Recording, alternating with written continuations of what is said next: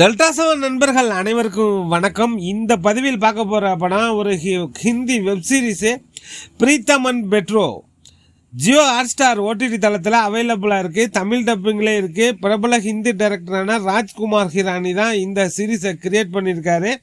அவரோட மகன் வீர் ஹிரானி தான் லீட் கேரக்டர் பண்ணியிருக்காரு.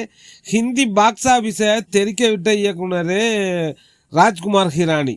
முன்னபா எம்பிபிஎஸ், அமீர்கானை வச்சு எடுத்த பிகே, அப்புறம் 3 Idiots போன்ற சூப்பர் ஹிட் படங்களை எடுத்தவர் இந்த பிரீத்தம் அண்ட் பெட்ரோ வெப் சீரிஸை கிரியேட் பண்ணியிருக்காரு. டைரக்டர் அவினாஷ் அருண் அவர் தான் டைரக்ட் பண்ணியிருக்காரு. பிரபல இயக்குனர் மகன்னு ஹீரோவுக்கு பெருசாக பில்டப்லாம் பண்ணல.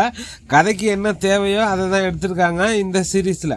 இது ஒரு காமெடி கலந்த கிரைம் சீரீஸ் தான். இந்த சீரீஸோட கதை என்னன்னு பார்த்தோம்னா, தொடக்கத்திலேயே ஹீரோவோட பேர் பிரீத்தம். அவர் ஒரு போலீஸ் ஸ்டேஷனுக்கு புகார் கொடுக்க வந்திருக்காரு. என் தாத்தாவோட டேப் ரெக்கார்டை காணும், கண்டுபிடிச்சி கொடுங்கன்னு சொல்கிறாரு. அங்கே யாரும் இவர் சொல்கிறத காதில் வாங்குற மாதிரியே தெரியல. அவங்க போலீஸ்காரங்க ரொம்ப தீவிரமாக ஒரு கேஸ் சம்மந்தமாக டிஸ்கஸ் பண்ணி விசாரிச்சுக்கிட்டு இருக்காங்க. அதுவும் ஒரு கொள்ளை கேஸு, ஏடிஎம்மில் கொள்ளை நடந்திருக்கு. அதை ரொம்ப தீவிரமாக விசாரிச்சுட்டு இருக்காங்க. பொறுத்து பார்த்த ஹீரோ டென்ஷன் ஆகி கத்த ஆரம்பிக்கிறார். என்ன, நான் கம்ப்ளைண்ட் கொடுக்க வந்திருக்கேன், நீங்கள் எதுவும் எடுக்க மாட்டேங்கிறீங்க, என் டேப் ரெக்கார்டை கண்டுபிடிச்சி தர போகிறீங்களா இல்லையான்னு கேட்க, அப்போ தான் அங்கே வர்ற இன்ஸ்பெக்டரு என்ன விஷயம்னு கேட்குறாரு. என் தாத்தாவோட டேப் ரெக்கார்டை காணும்னு சொன்னதும் கோபத்தின் உச்சிக்க போயிறாரு இன்ஸ்பெக்டர். இவனை பிடிச்சி முதல்ல லாக்கப்பில் போடுங்க, இவன் மேலே ஒரு கஞ்சா கேஸை போடுங்க, இந்த பெண்டிங்கில் இருக்கிற எல்லா கேஸையும் இவன் மேலே போடு, 1,000 ரூபா டேப் ரெக்கார்டுக்கு ஒரு கம்ப்ளைண்ட் தூக்கிட்டு வந்துட்டான்னு எரிச்சல் ஆகுறாரு ஹீரோவை பார்த்து. இன்ஸ்பெக்டர் என்ன சொல்கிறாருன்னா, 1000 ரூபா இருக்குமா உன் டேப் ரெக்கார்டு, இங்கே ஒரு 25 லட்சம் ரூபா ஏடிஎம்மில் திருட்டு போயிருக்கு, அதை விசாரிச்சுக்கிட்டு இருக்கோம், உயர் அதிகாரிகள் பெரிய ப்ரெஷர் போட்டுக்கிட்டு இருக்காங்க, இப்போ நீ நோயின்னு உயிரை எடுத்துக்கிட்டு இருக்க, அமைதியாக உட்கார லாக்கப்லன்னு சொல்ல, ஹீரோ என்ன சொல்கிறாரு, பிரீத்தம் எந்திரிச்சு, சார் 1/2 மணி நேரம் டைம் கொடுங்க, அந்த ஏடிஎம் திருடர்கள் 4 பேரையும் நான் உங்களுக்கு கண்டுபிடிச்சி சொல்கிறேன்னு சொல்ல, சும்மா உளராத, 4 பேரும் பர்தா போட்டிருந்தாங்க, முகம் கூட தெரியல, சிசிடிவியில் பதிவாகலைன்னு சொல்கிறாரு அவருக்கு சிஐ பெட்ரோ. உடனே ஹீரோ பிரீத்தம் சார் 1/2 மணி நேரம் போதும் அப்படின்னு சொடக்கு போட்டு சொல்கிறாரு. நான் அவங்கள கண்டுபிடிச்சி சொல்கிறேன், எங்கே கண்டுபிடிக்கணுமோ அங்கே நான் சொல்கிற இடத்துக்கு போனீங்கன்னா நீங்கள் அவங்கள பிடிச்சிடலான்னு சொல்கிறாரு. என்னடா அவன் நீயே ஆளை வச்சு திருடுற மாதிரி சொல்லிகிட்டு இருக்கா, எங்கே கண்டுபிடி பார்ப்போம் அப்படின்னு சொல்ல, ஹீரோ சிஸ்டத்தில் உட்காந்து சர்வே பண்ணி 4 பேரோட பேர், வீட்டு அட்ரஸ்ஸு, இப்போ எங்கே இருக்காங்கன்னு சொல்ல, உடனே இன்ஸ்பெக்டரும் எதுக்கு இவன் சொல்கிறத செக் பண்ணி பார்ப்போன்னு இவன் பிரீத்தம் சொன்ன இடத்துக்கு போகிறாரு. அங்கே போய் பார்த்தா 4 பர்தாவும் கிடைக்கிது. அதை வச்சே ஓரளவுக்கு கன்ஃபார்ம் ஆகிடுது ஹீரோ சொன்னது உண்மைதானே. இப்போ அவங்க வெளியில் போயிருக்காங்க. அந்த 4 பேரையும் வெளியில் போன இடத்துல போய் அமுக்கி பிடிச்சி ஜெயிலில் போட்டுருக்காங்க. இன்ஸ்பெக்டருக்கு ஏகப்பட்ட பாராட்டு மலை குவியுது, இவ்வளோ சீக்கிரமாக அக்யூஸ்டை பிடிச்சிட்டிங்களேன்னு. அதனால் இன்ஸ்பெக்டரும் ஹீரோ மேலே ரொம்ப பாசமாக பார்த்து, தம்பி கரெக்டாக கண்டுபிடிச்சிட்டிய, எப்படி நீ கண்டுபிடிச்சேன்னு கேட்க, அதுக்கு ஹீரோ என்ன சொல்கிறாரு, நான் ஏற்கனவே ஹேக்கராக வேலை பார்த்துருக்கேன், அந்த ஏடிஎம் கிட்ட ஒரு 25 செல்ஃபோன் தான் டவர் லொக்கேஷன் காட்டுனது, அதை ஃபில்ட்ரு பண்ணி பார்க்கும்போது ஒரு 4 செல்ஃபோன் தான் திருட்டு சம்பவம் நடக்கும்போது அந்த ஏடிஎம்கிட்ட இருந்தது. அந்த 4 பேரோட கால் ஹிஸ்ட்ரி, அந்த மாதிரி கனெக்ஷன் எல்லாம் எடுத்து பார்க்கும்போது அவங்க அடிக்கடி தொடர்பு கொண்டு பேசியிருக்காங்க. இப்போ அந்த 4 செல்ஃபோனும் சேர்ந்தே தான் ட்ராவல் ஆகுது, அதை வச்சு கன்ஃபார்ம் பண்ணிட்டேன் சார்னு சொல்ல, சார் என் தாத்தாவோட டேப் ரெக்கார்டை கண்டுபிடிச்சி கொடுங்கன்னு சொல்கிறாரு. நீ பார்த்த பெரிய வேலை பார்த்துருக்க, உனக்கு இதை கூட செய்ய மாட்டேன், கண்டிப்பாக கண்டுபிடிச்சி தரேன் அப்படின்னு சொல்கிறாரு. அதுலேருந்து ஹீரோவும் இன்ஸ்பெக்டரும் ஒரு ஃப்ரெண்ட் ஆகிடுறாங்க. இதுக்கு அப்புறம் தான் இன்ஸ்பெக்டருக்கு தலைவலியாக ஆரம்பிக்குது. விளையாட்டுத்துறை அமைச்சருக்கு கூட சின்ன பிரச்சனை ஆகிடுது. அவர் ஒரு கேஸ் ஒரு செல்ஃபோனை கண்டுபிடிக்க சொல்கிறாரு. இவர் பாட்டுக்கு வழக்கம் போல் வேறு ஒரு செல்ஃபோனை கொடுத்து இதுதான் உங்களுதுன்னு சொல்ல கடுப்பாயிடுறாரு அவர். என்கிட்டே வேலையை காட்டுறியா, உன் சட்டையை கழட்டாமல் விட மாட்டேன் அப்படின்னு உயர் அதிகாரிகளை தொடர்பு கொண்டு இந்த இன்ஸ்பெக்டரை முதல்ல சஸ்பெண்ட் பண்ணுன்னு சொல்கிறாரு. உயர் அதிகாரிகளும் வேறு வழி இல்லாமல் பெட்ரோ அவர் தான் இன்ஸ்பெக்டரை சைபர் கிரைமுக்கு ட்ரான்ஸ்ஃபர் பண்ணுறாங்க. ஸ்டேஷனில் கெத்தாக வேலை பார்த்தவர், லா அண்ட் ஆர்டர்லாம் பார்த்துக்கிட்டவர் அங்கே போய் என்ன பண்ணுறது, சிஸ்டத்தில் ஏது பண்ணுறதுன்னு தெரியல.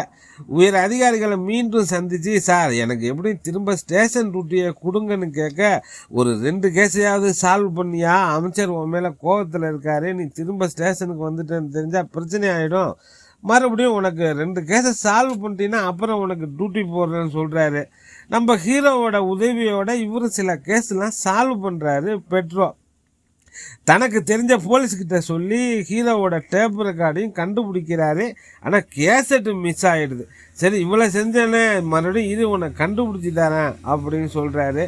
அவர் சொன்ன மாதிரியே 2-3 கேஸை சால்வ் பண்ணதும் பழையபடி ஸ்டேஷனுக்கு போயிடலான்னு இருக்கும்போது அந்த அமைச்சரோட மகன் ஒரு 10-12 வயசு இருக்கும், பென்னின்னு பேர், அவனை கடத்திட்டு போயிடுறாங்க. 5 கோடி பணம் கேட்குறாங்க கடத்தினவங்க. சைபர் கிரைம் சம்மந்தப்பட்ட விஷயங்கிறதுனால பெட்ரோவை கூப்பிட்டு விசாரிக்க சொல்ல அவங்க அமைச்சருக்கும் பெட்ரோவுக்கும் சண்டையை வந்துடுது. இவன் ஒரு விளங்காத போலீஸு, இவனை வச்சுக்கிட்டு சைபர் கிரைமை கொண்டு வந்து இழுத்து விட்டுக்கிட்டு ஏன் அப்படின்னு எரிச்சல் ஆகுறாரு. போலீஸ்காரங்களையும் விசாரிக்கிட்டுன்னு சொல்கிறாரு. இதை கேட்ட பெட்ரோ ரொம்ப டென்ஷன் ஆகிடாரு. சார் 1/2 மணி நேரம் டைம் கொடுங்க, எங்கிட்டையும் ஆள் இருக்குது, கடத்தினவன் யார், எதுக்காக கடத்தினா, என்ன நோக்கம் அப்படின்னு நான் கண்டுபிடிச்சி சொல்கிறேன், உங்கள் மகனோட உயிரோட விளையாடாதீங்கன்னு சொல்ல, சரி மகனாச்சே அவனோட உயிரோடு நம்ம விளையாட வேண்டாம், இவன் கூட உள்ள பகையை தீர்த்துக்கன்னு சரி ஓகேன்னு சொல்லிடுறாரு அமைச்சர்.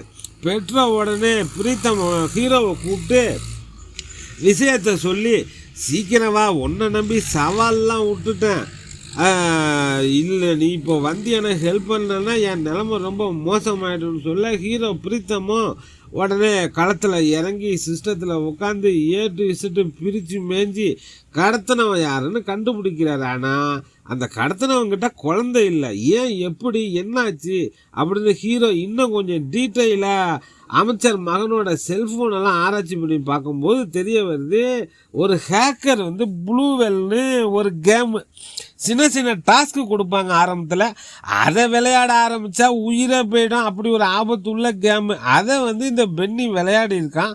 அந்த கேம் மூலமாக ஒரு டாஸ்க் மாதிரி பண்ணி அமைச்சர் மகனை கடத்திருக்காங்கன்னு தெரிய வருது. இவர் ஹீரோ மாதிரியே கடத்தினவனு ஒரு ஹேக்கர், அவன் ஹீரோ கிட்ட லைனில் சஞ்சய்னு ஒரு பேரை சொல்கிறான். அந்த பேரை கேட்டதுமே நம்ம ஹீரோ அப்படியே ஆஃப் ஆகி வெளியே கிளம்பிடுறாரு.